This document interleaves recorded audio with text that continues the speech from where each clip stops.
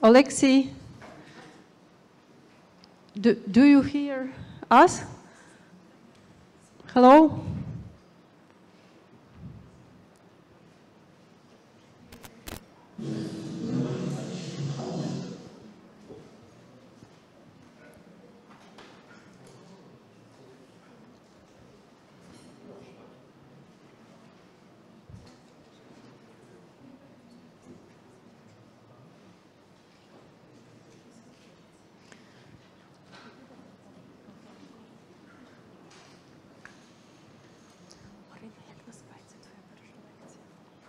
Sphere packing problem.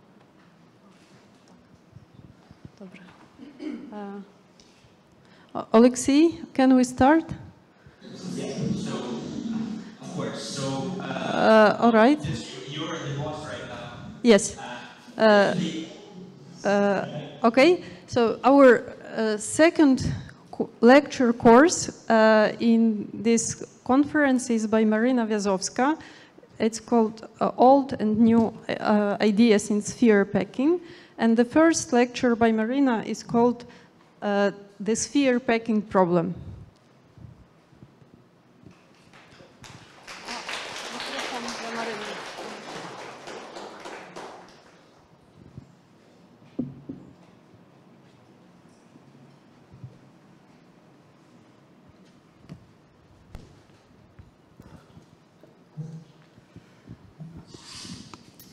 Hello everyone, so this is my first lecture in a series of 4 lectures, and we will speak about the sphere packing problem. So as many of you traveled to get to this conference, you had to solve kind of a packing problem, so I guess everyone has an intuitive idea of what the problem is. And so now let us formalize this problem in the Euclidean space. And so the settings I will be working is the following. So we'll consider the d-dimensional Euclidean space. So this would be the standard Euclidean space.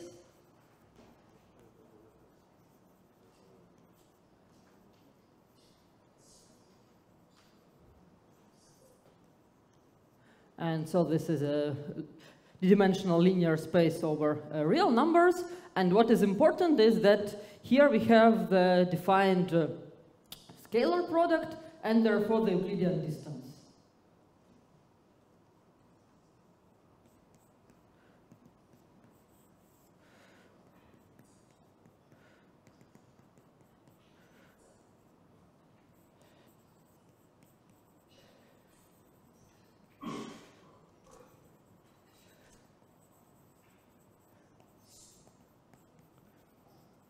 And so this way, for every 2 points in the space, we can know whether they are close to each other or they are far away from each other. And what is also, as you know, what is important for the packing problem is the volume. And so another useful object or concept that we have in Euclidean space is the concept of volume. So we have a standard volume form.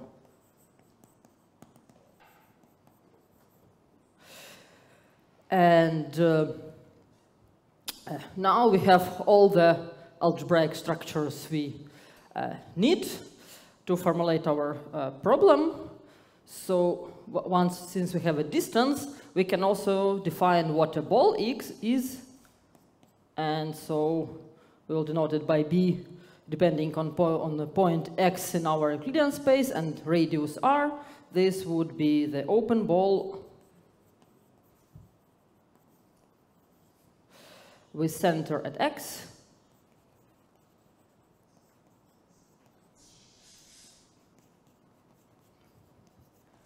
And radius R, which is a positive real number. And so now what is a sphere packing? Sphere packing, it will be a set of open balls in our Euclidean space, and these balls are not allowed to intersect. So they should not overlap. And so how can we achieve that? So of course, if we want to define a set of balls, what is sufficient to do, so we will fix some radius r, and we will deal only with balls of equal radius. So for the sake of this course, even when radiuses are all equal already, the problem is quite interesting, as I hope you will see at the end of 4 lectures. And so then the only information we need is the size of our balls, their radius, and we need to specify their centers. So we have to fix a set X, and we want it to be a closed discrete subset of Euclidean space.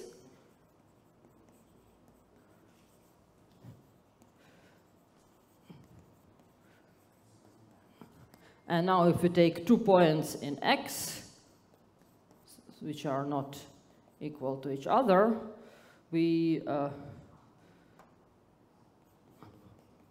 request that the distance between these 2 points is always bigger or equal than 2r. And so now we can define what is a sphere packing. So then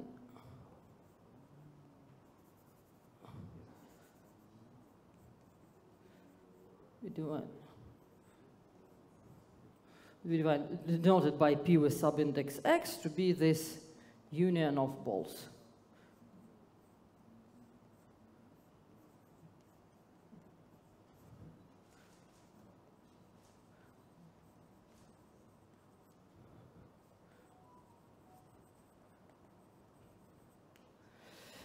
And so now the game we are trying to play, we want to put as many balls into Euclidean space as we can. Of course, here we run into a kind of a technical problem, is that our Euclidean space has infinite volume. It's not a compact set, and we could put there infinitely many balls. So we need to give some quantitative measure to somehow how to distinguish many spheres from not that many spheres if there are infinitely many of them. And so this can be done in a very natural way by computing the density of the sphere packing.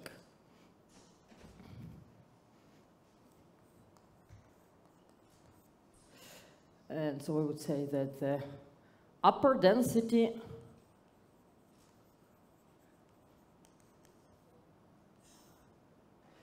of a sphere packing P is defined as follows. We denote it by the letter delta, and it would be the supremum limit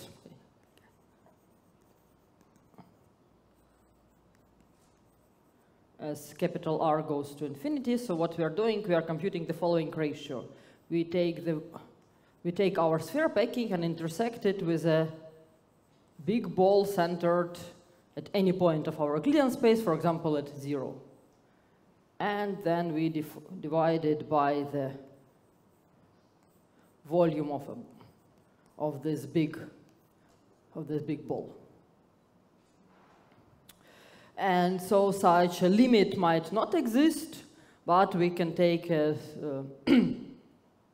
limit supremum, which will also exist, and we will call it an upper density. And if just the limit exists, then we would say that our packing has a genuine density. And so maybe one thing I should say, that I will omit many technicalities here. For example, a quite natural question is, what if I take not a 0 here, but another point? Will, in this case, the definition of this number change? And in fact, it will not, just because Euclidean space is a very nice space. So if we are speaking, for example, about hyperbolic space, it would be a different story, much more complicated from the point of view of analysis. But this is a reasonably well-behaved analytic definition. So, and it mainly happens like this because Euclidean space is a very nice space. And so now what the problem I will speak about all these 4 lectures is the following one. So we would like to find the following quantity, which is called the sphere packing constant. So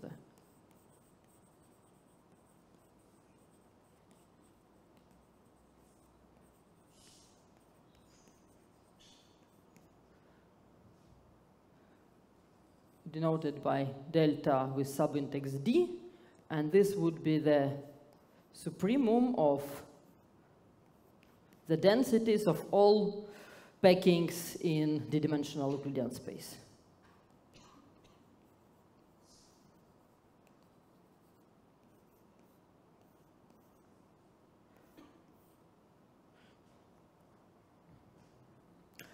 And so, of course, this was the main question. So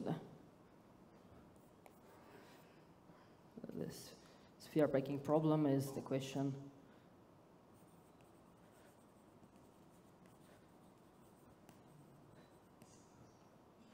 So find this exact value of delta D, where D is 1, 2, 3, and so on. So we want to answer it for any dimensions, or for as many dimensions as we can. And for the dimensions where we cannot find this number explicitly, we want to prove upper and lower bounds. And so,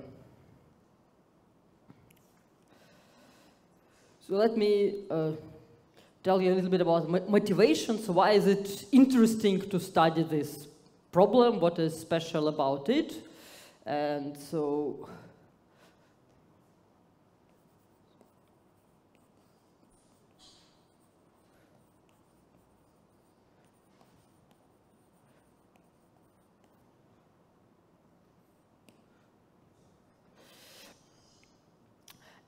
first of all, I would say that this is just a beautiful mathematical problem, and we don't know an answer to it, therefore it's worth studying it. So,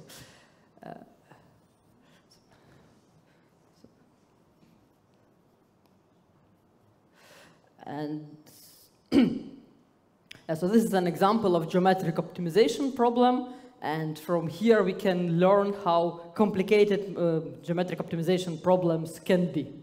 And also, actually, in fact, many methods that work for analyzing this type of problem, they're useful in many, many other concepts. And so in mathematics, actually, this sphere packing problem is related to many different areas of mathematics. Of course, it's related to geometry, as we are studying geometric objects. It, of course, has also, it's closely connected to analysis, because this is where we have to prove many different inequalities of various kinds. And it's also closely connected to number theory, because as we will see in our series of lectures, that many interesting constructions for sphere packings, they come from number theory. And so also another reason, there are a few more reasons to study sphere packing problem. One of them is that it is related to computer science, namely to coding theory.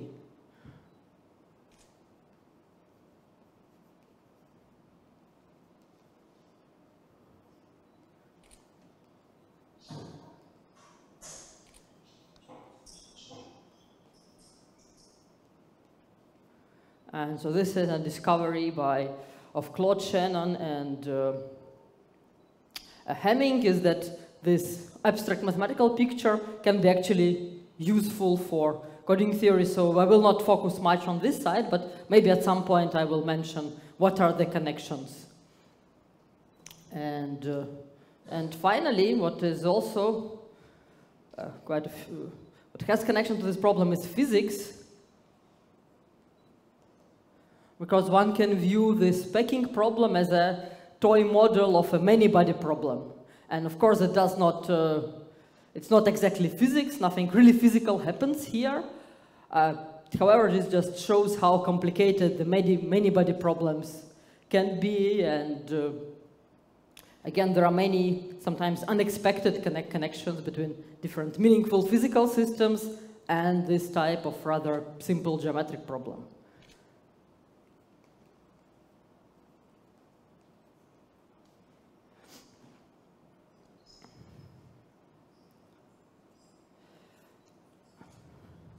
Okay, so now I will erase the blackboard, and maybe it will be an opportunity for you to ask some questions.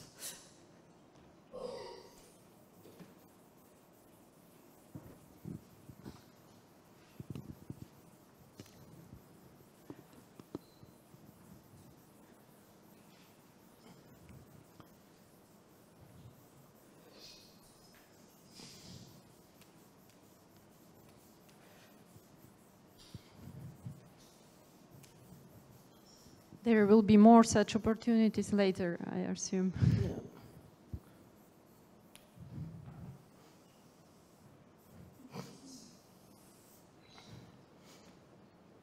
And so today I will start with low-dimensional examples. So let's do some examples. So let's first look at dimension 2.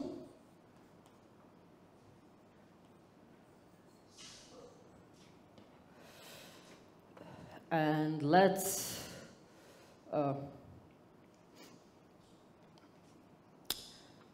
consider some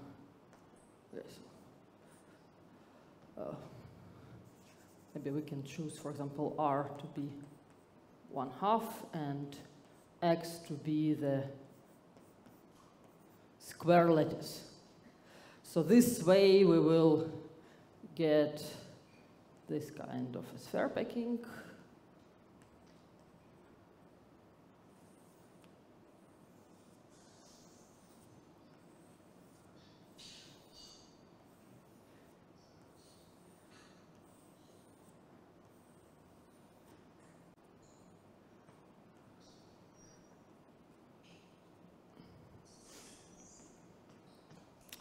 And so now let us compute its density. And of course, this is a picture that is continued in all directions of the plane.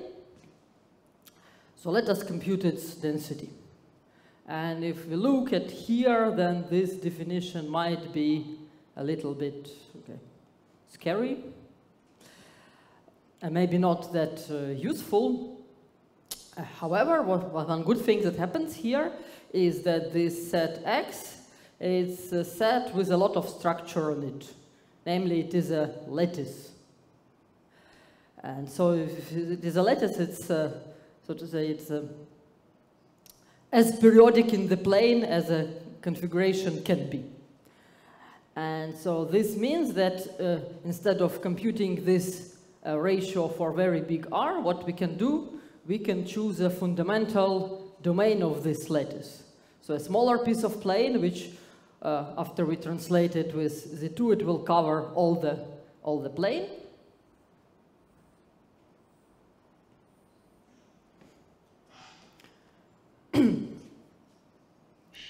And so now it will be sufficient for us to compute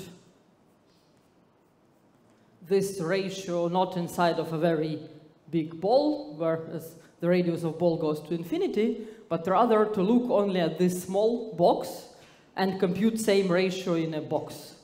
So it would be, we can compute the volume of this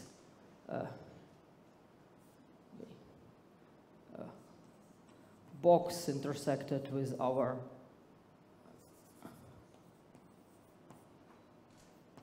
packing divided by the volume of the box. And what we will get pi divided over 4.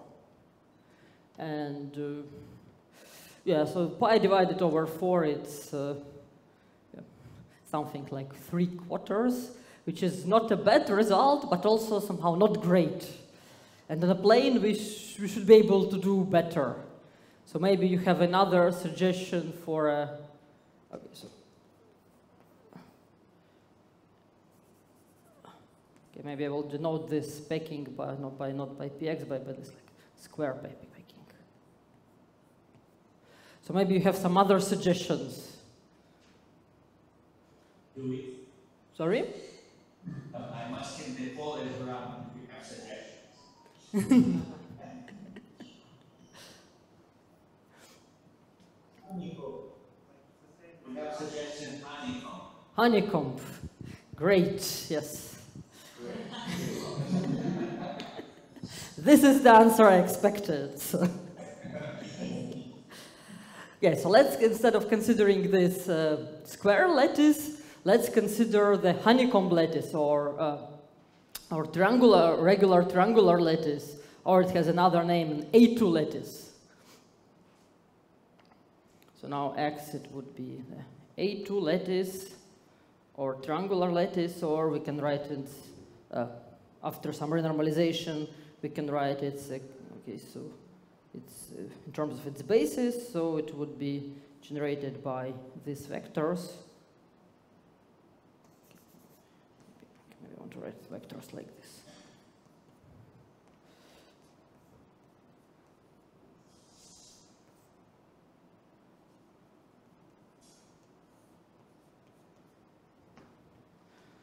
So it is a triangular lattice which looks like this. So this is this vector 0, 1, and this is the vector 1,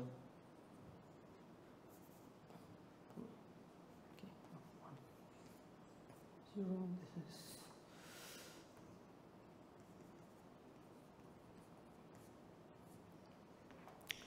and so we will have a picture that looks like this.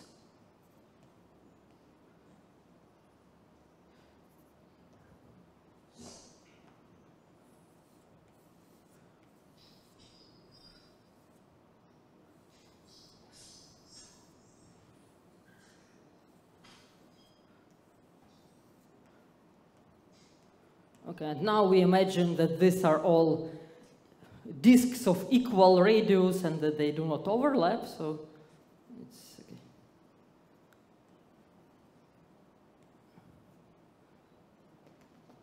And also, of course, the picture is repeated in all directions.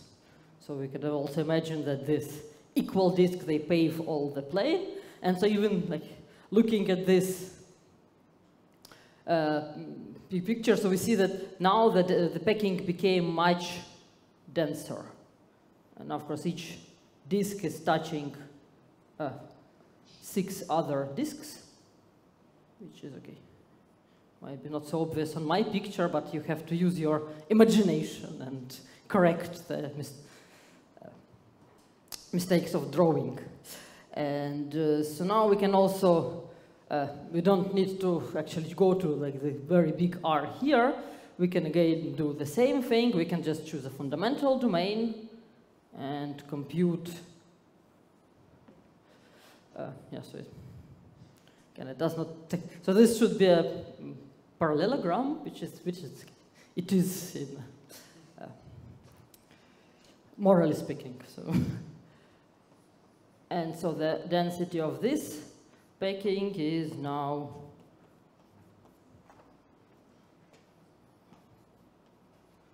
it will be pi divided by 2 square roots of 3, and this is slightly more than 90%.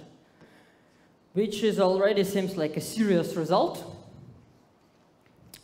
And indeed, it's a quite old theorem. So we know that if you are packing disks on a plane, so disks of equal radius on a plane, then this is the best packing that can be achieved. And this theorem has somehow long history that I will speak about a bit later. So this theorem, it was first proved by Axel Thue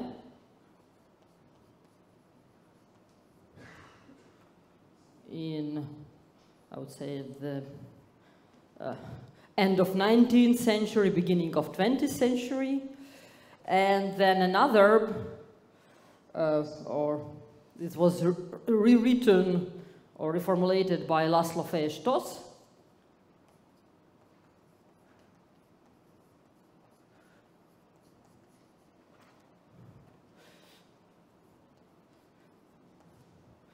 And why it had to be rewritten is because the standards for rigor in mathematics somehow improved, and yeah, so this proof was not accepted by some people as being too sketchy. So the theorem tells us that the sphere packing constant in dimension 2 is indeed equal to the density of the regular triangular lattice or honeycomb lattice, and it is this, exactly this number.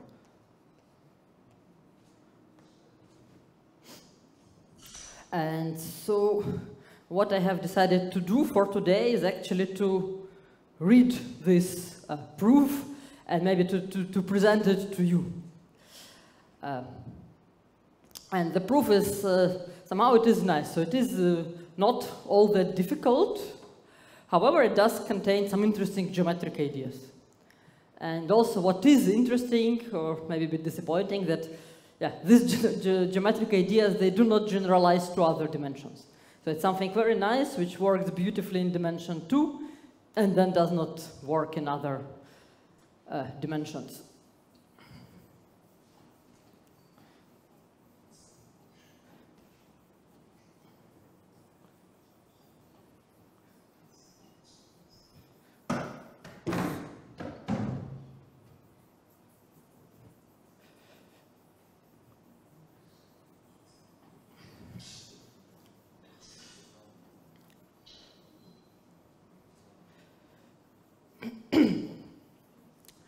And so it's a very high level, yes? Sorry? Would you mention why this constant is sharp? Yeah, so that's I'm going to do now. I'm going to explain. Because so here we have an example. And now I'm going to explain you how the proof works. So, yes? Sorry. So would you mention why this constant is sharp also in the proof? Sorry? Would you also mention why this constant is sharp in the proof? Okay, maybe I don't exactly understand the question. So what does it mean the constant is sharp? It means that we have an example and we have a proof which certifies that nothing can be better, and then the constant is sharp. And so we have an example, and now I will hopefully do the proof, and hopefully it will be convincing enough, and then we will see that the constant is sharp. So. Is it the case that in every dimension the best packing is periodic or symmetric, or how we can call it? So I think it's not known that it is always periodic to my knowledge, but yeah. So what is known is that it's known that the supremum over the densities, it's always achieved for some packing. So this part is known. So it's not just we have like many packings that are getting closer and closer, but there is a limiting point. So this is maybe not a super difficult, but still somehow it's a paper, quite old paper about that.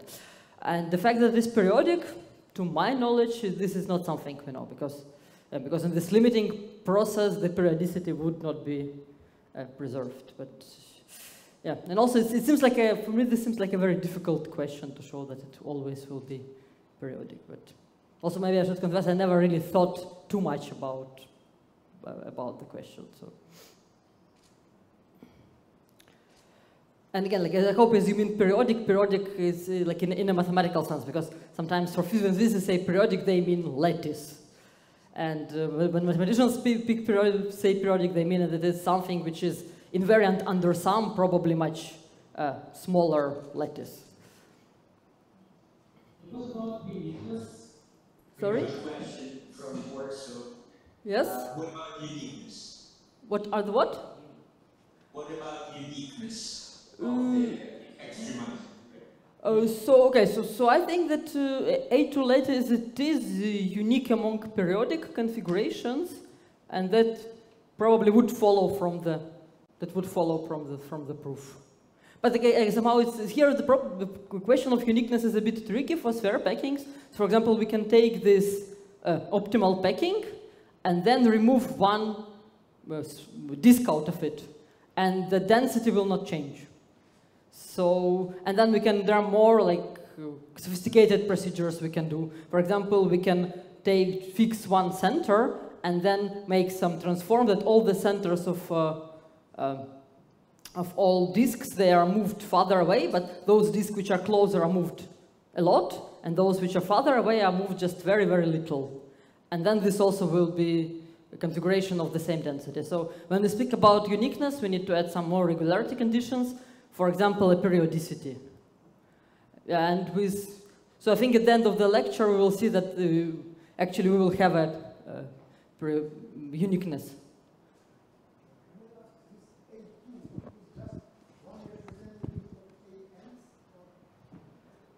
Okay, yes, but the other ANs, they live in other dimensions. So in each dimension you have its own AN? Or yeah, but if we go to higher dimensions, then AN will not be very good for packings.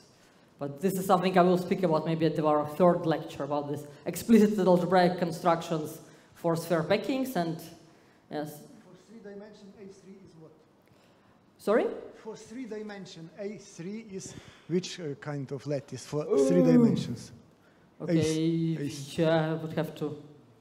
I will answer you to that about that. Yeah, so this is standard, right? There is this like Dynkin diagram that classify them, and yeah. But I think already in dimension 3 already A3 is not that good. I think FCC is not A3, but I will double check it by tomorrow, before tomorrow. Okay, so let's go with the proof. And so maybe one thing I wanted to mention is that the proof I'm presenting now, it's written down in a book by Janusz Pak. So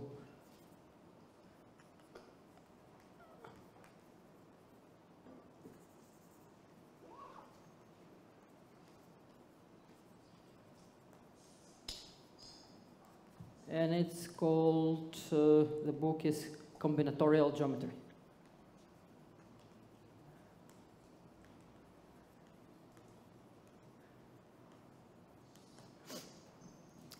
And actually, this is the theorem of Weierstrass, he analyzed the proof of Axel Thue, and he actually found a very nice generalization of it. So the theorem of Weierstrass, it works not only for this perfect disks, but actually for all convex, centrally symmetric, compact bodies, and for their congruent packings in a plane. So it is a very nice geometric result. And maybe one thing I also wanted to say that on a very high level, how the proof works. The proof works in the following way. So maybe high level idea.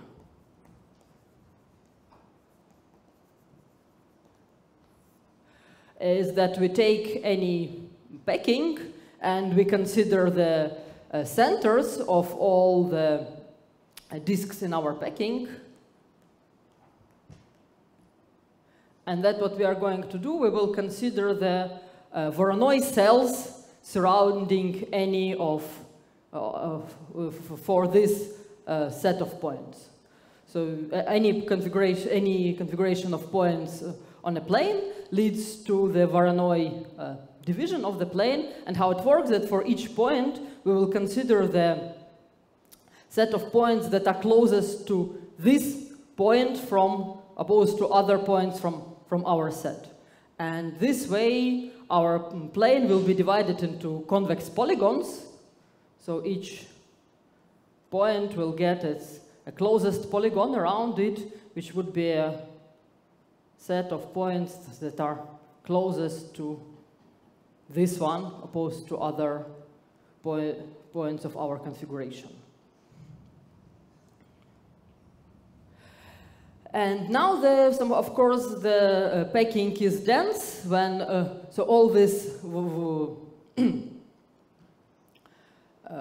the packing is dense when these Voronoi cells when they are small. And at the same time, the fact that distance between 2 points is bounded from below, it also gives us geometric restrictions on the Voronoi cell.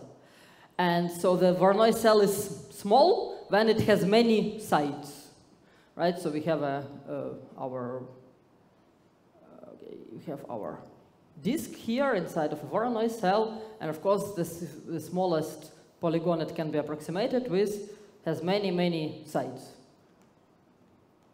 More sides, then smaller the area of the polygon.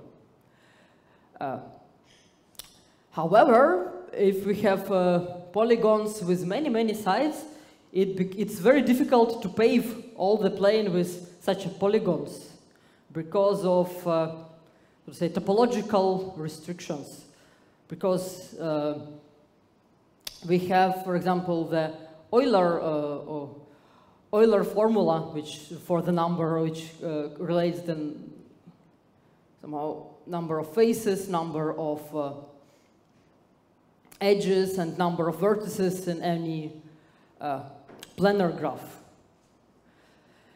And so it tells us that the Euler formula will tell us that the average number of sides that we can expect in such a Voronoi tessellation should be 6, more or less. And so now we have to play with all these conditions and to pack them in one nice proof.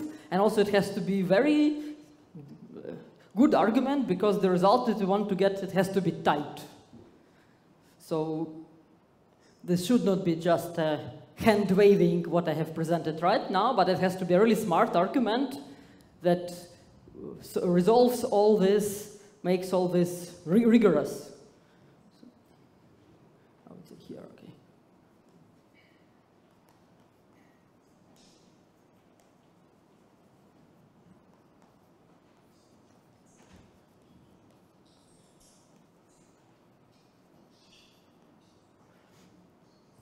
And so here's the following theorem.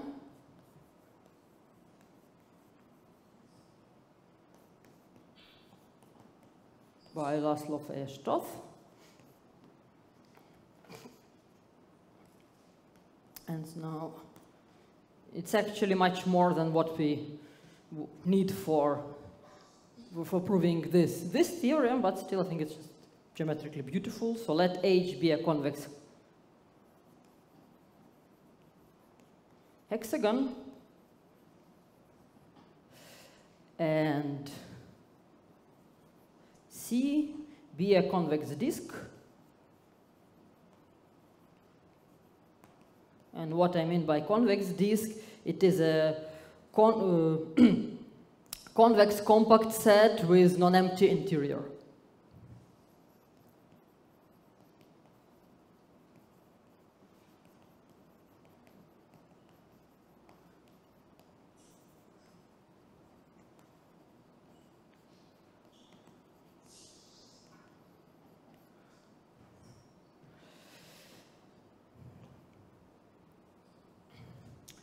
And so now when we have this convex disk, what we can do, we can search for the best hexagon that, for the hexagon of smallest area that contains this disk. So let P6 denote the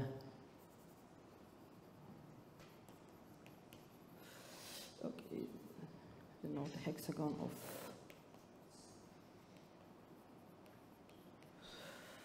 minimum area circumscribed about C.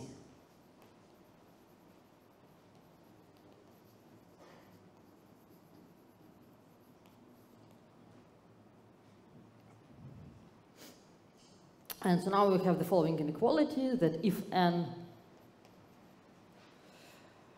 congruent non-overlapping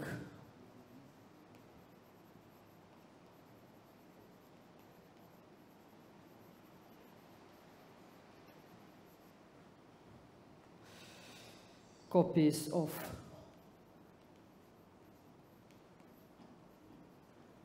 C are packed in H,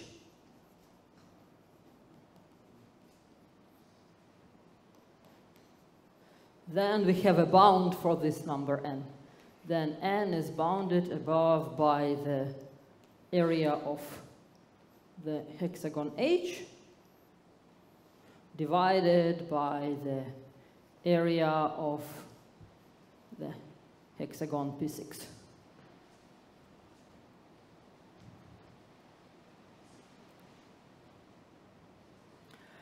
And so this, and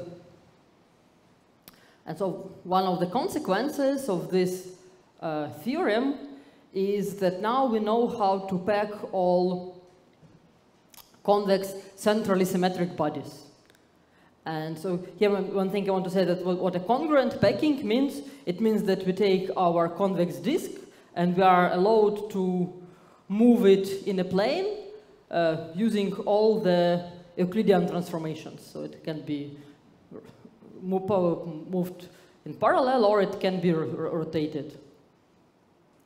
And so now if our convex disk is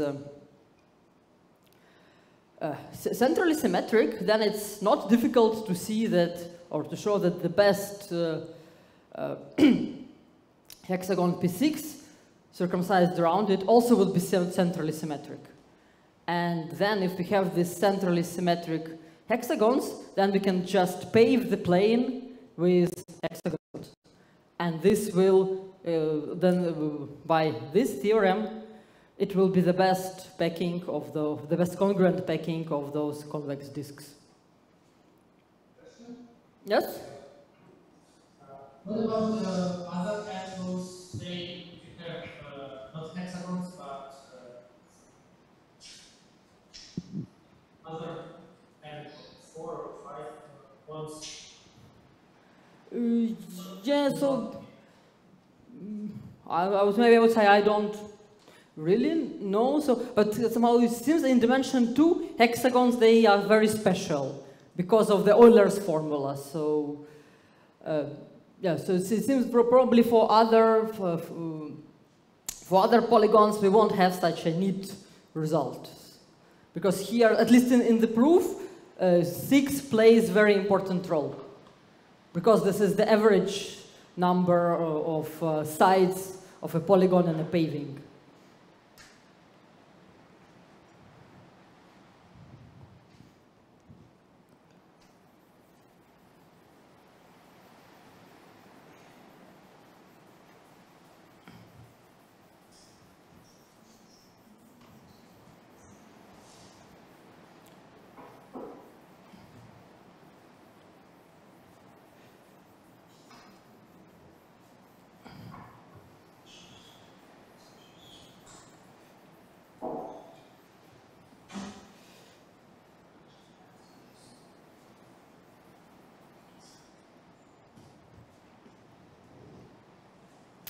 Okay, so now let's do the proof, or rather, I will not be able to give every idea, to explain every step of the proof, but hopefully to give a general idea and at least mention all the important steps.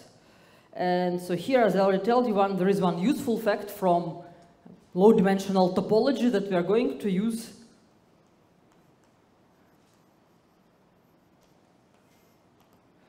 And it says that every planar graph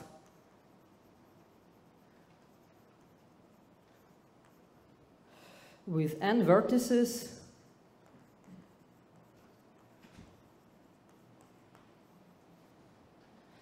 has at most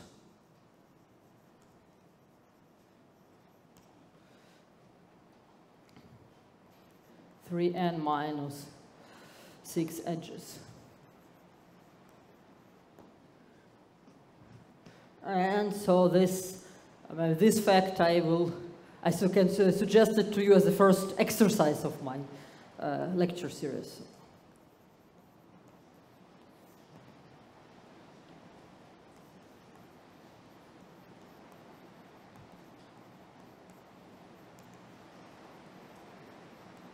And as I already mentioned, so the hint for the proof is to use Euler's formula for the number of vertices, edges, and faces for a planar graph.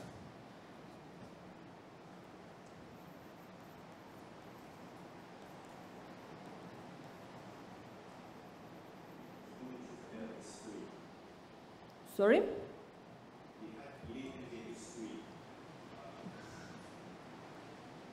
Okay, yeah, probably n has to be big enough, yes. Yeah. Okay, let's try.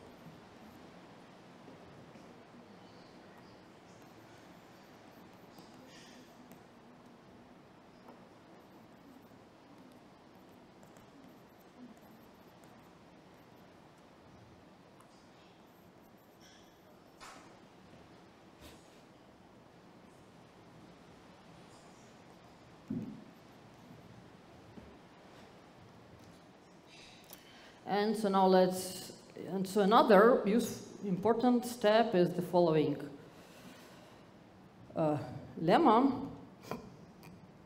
So now now we're getting a little bit technical, so let C1, Cn be a system of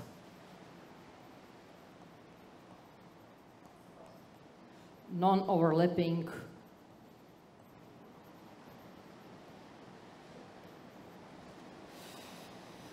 convex disks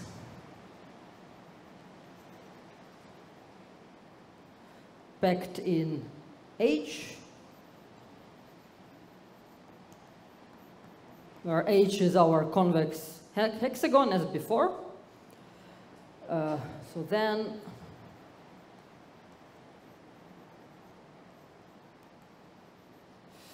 we can find the system of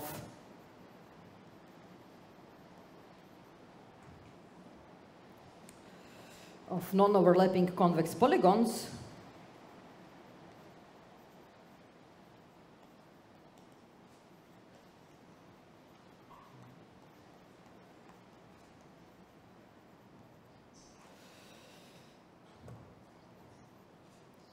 R1, Rn, such that each of our disks sits inside of one of these polygons.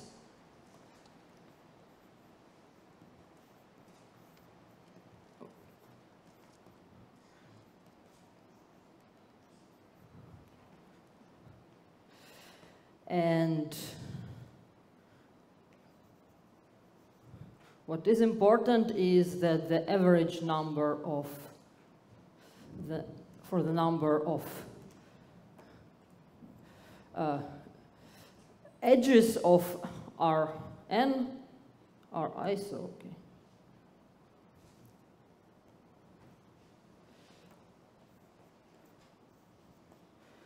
As I, it would be the number of vertices in Ri.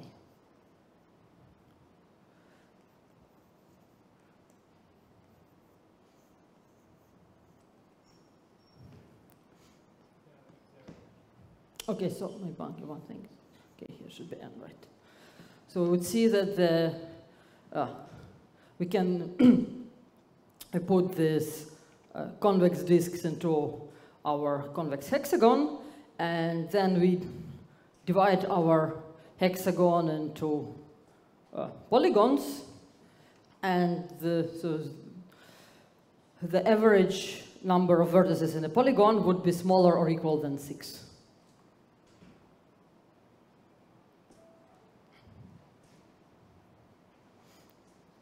And so the proof here is the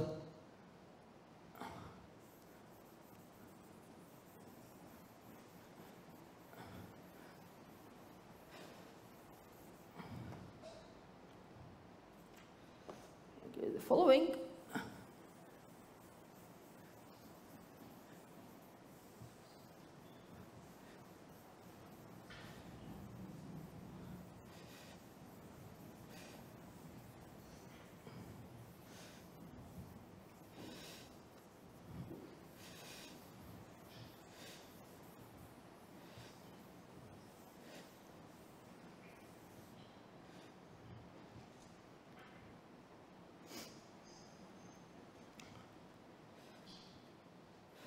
So the proof consists of 2 steps, and the first part would be the existence of a partition of H into convex polygons, and this part probably I will not speak much about. So how we can, one way to see it is that we take our convex sets and then start to growing them with a condition that they still have to remain convex, and that they still should not have common interior points. And then the claim is that if we take a, so to say, maximal element in such a chain of, if you think of this as a chain with respect to inclusion of all n sets, then the maximal element should be a division of H into convex polygons, and each of the polygons contains the corresponding set from here.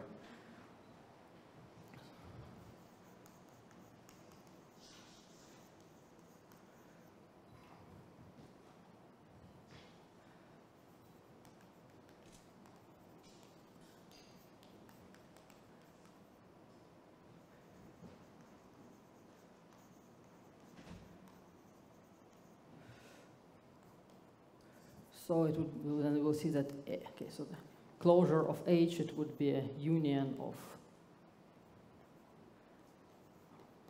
the closures of these polygons, so interior points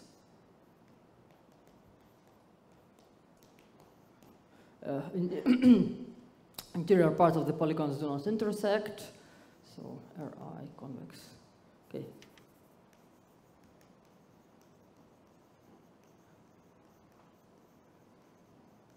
And Ci is a subset of Ri. And now, when we establish the existence of such a division of H, now let's compute the the number of edges. And so now let's suppose that we have such a okay, so it would be our hexagon H. H, and then it is divided into these convex polygons.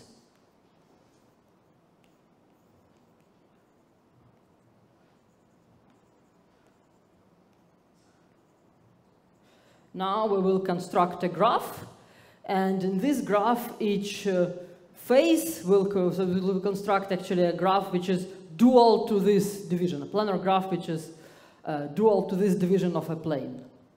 So now let's construct a graph.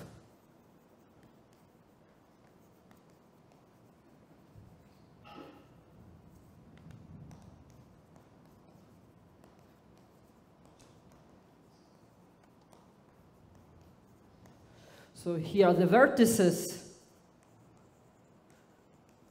It will have n plus 1 vertices, and they will correspond to our convex polygons, R1, R2, Rn, and the complement of hexagon H. And then the edges between, we will have edges between vertices if two faces in this division have a common edge. So it would be somehow graph dual to this one. For example, between R2 and R3, we have an edge because they have a common edge.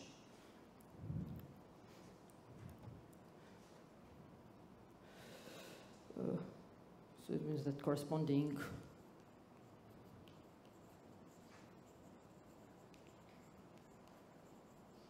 faces have a common edge.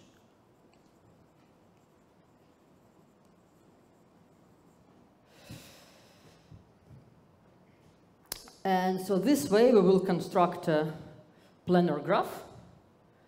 And so this graph will have some number of edges, let's denote it by E.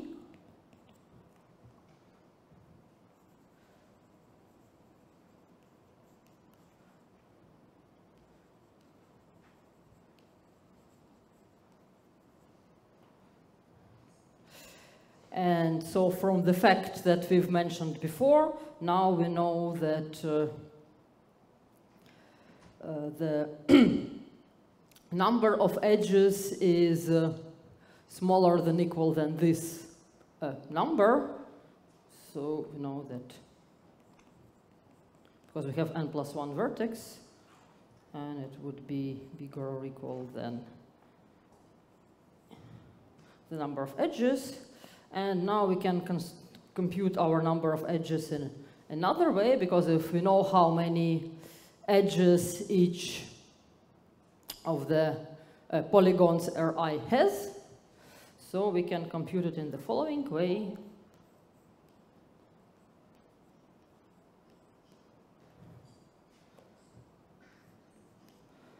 Okay, so unfortunately this is not the end of the story, so we need to add some kind of a correction. Term here and here Q, this would be the number of points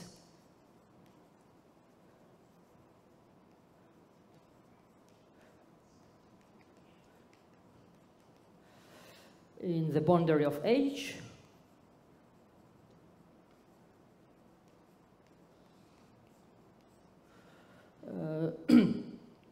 Which belong to more than one polygon Ri.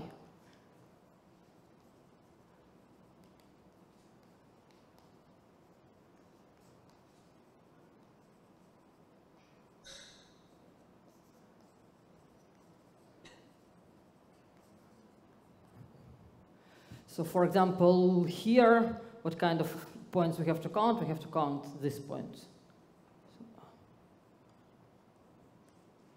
And so in our example,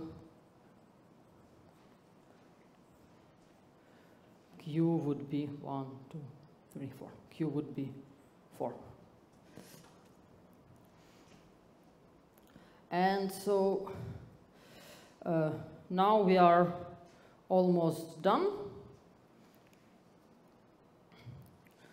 So now from this inequality here, we would see that the sum of the number of vertices in all our polygons, it is smaller or equal than 6n minus q, which is smaller or equal than 6n, and this finishes the proof of the lemma. Okay, and probably I will go a little bit over time.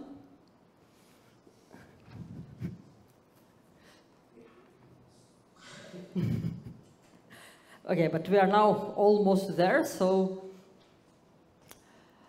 we would need another result.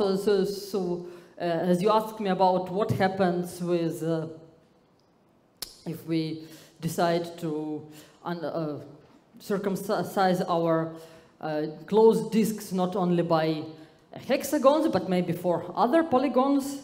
And here there is also a very nice geometric result about that. And it will be important for us, for our analysis.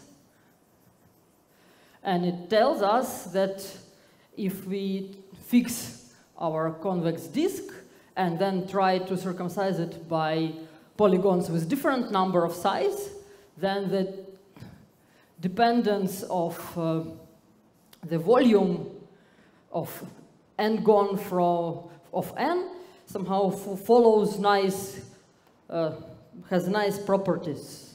So it has nice convexity properties.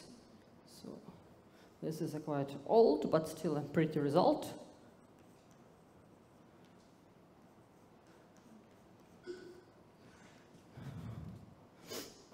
So we'll see that in 1944 people still had time to think about convex polygons.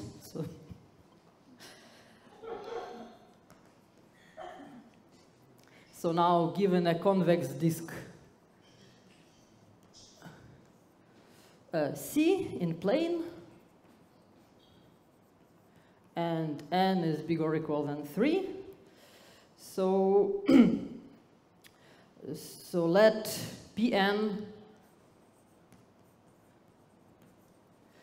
be an n-gon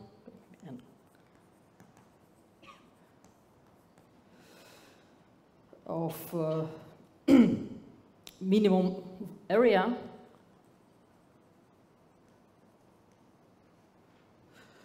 which is circumcised about C. Circumscribed about C.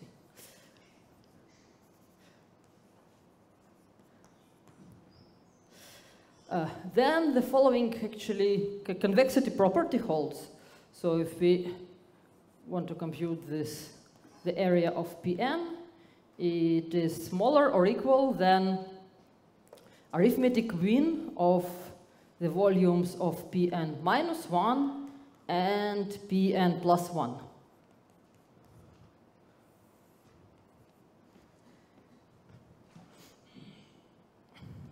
And this will be true for every n bigger or equal than 4. And so unfortunately I will have no time to prove this theorem, and the proof is, I would say, it's very geometric and elementary. It's given in a book of János Pak, for example. But it is somehow, it takes some time to prove this.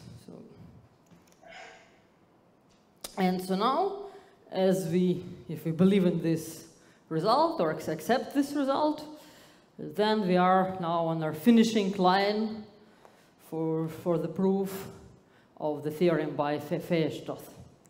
So now we only have to collect all the information that we have.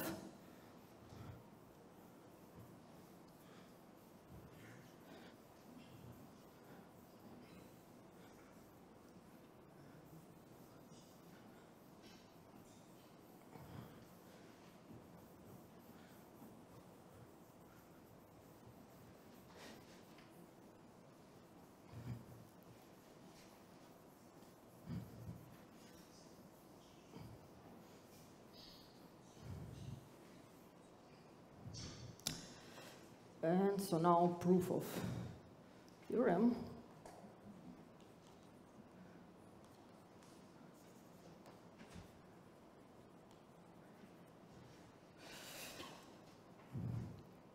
And so we assume that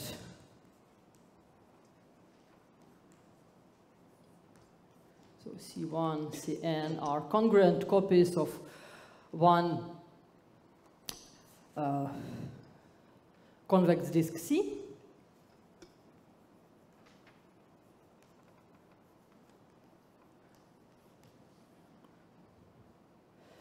And they form a packing inside of convex hexagon H.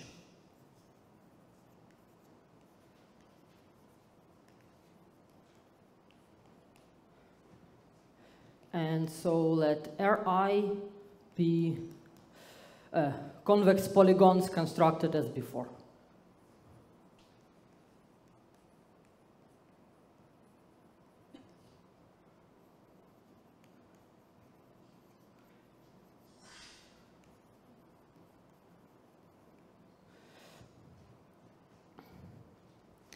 And so we also will be known by PS would be the S-gon of minimal area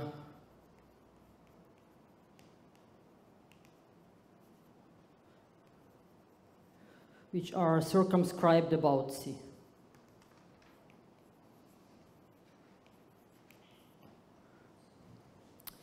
And so we would have the following inequality.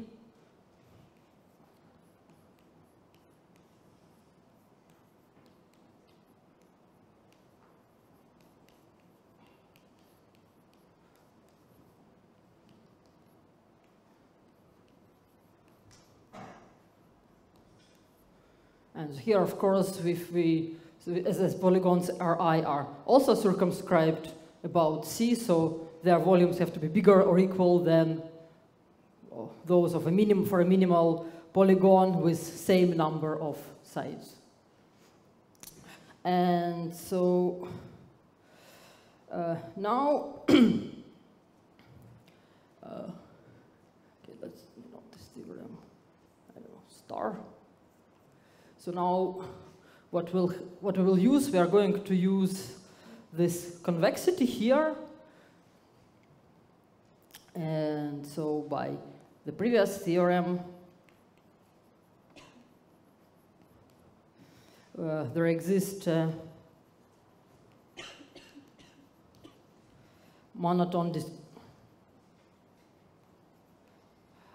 decreasing convex function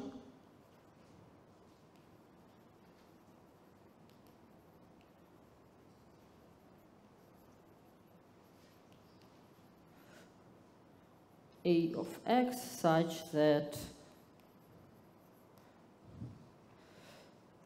A of S coincides with the volume of PS at integer points.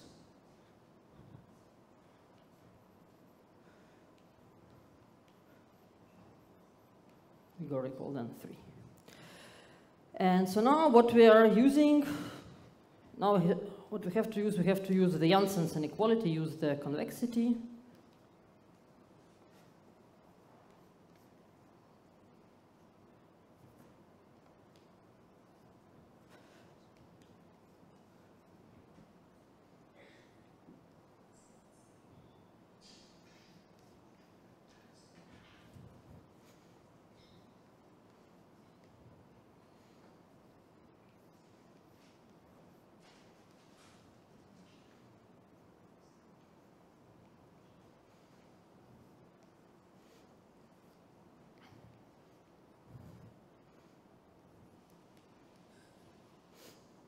And so here we use the fact that we know what this average is. So we can replace this value here by 6. And yeah, and actually this finishes our proof, because this is exactly what we wanted to prove in the theorem of Weierstrass.